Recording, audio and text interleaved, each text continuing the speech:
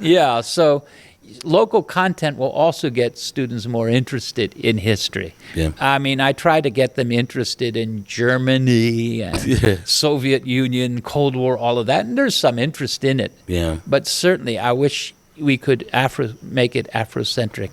Even if we were to do, say, World War II, why aren't we talking about Botswana in the middle of World War II or Africa in the middle of World War I? I mean, there was battles fought in and around Botswana in World War I. Yeah.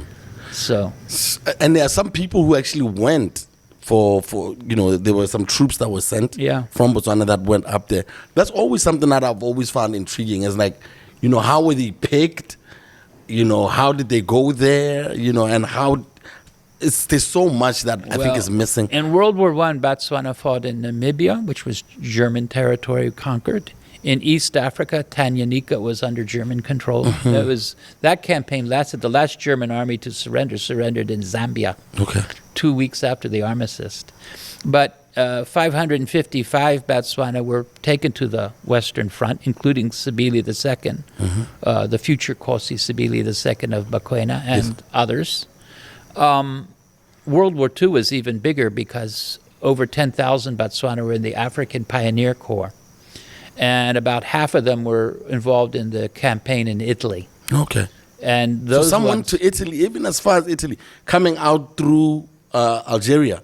Well, what happened is in 1940, end of 1942, Botswana, who had been already in the army in what was then the Ninth Army, which was there to stop the Germans who never came to Syria and Iraq, were transferred to Egypt to the British Eighth Army that was fighting the Italians and the German Afrika Korps. Okay.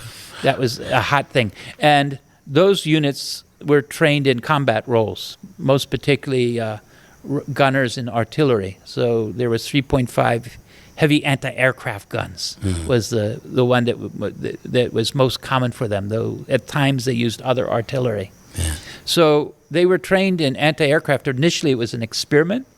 But you're just down here shooting from down here, and guys have a plane and they're dropping bombs. Yeah, they had special crash courses in mathematics. But they're still in the open. Yeah, they had special crash courses in mathematics for these guys. But they discovered that Botswana and Basotho were very good, maybe because many of them had been into the mines and were used to working as teams under instruction.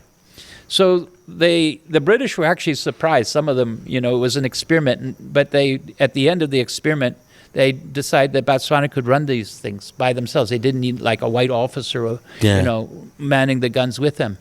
And we got to Syracuse, and the Battle of Syracuse, when the invasion of Sicily, that's when they really came in their own. About half of the Axis Italian and German airplanes shot over Syracuse were by Botswana gunners.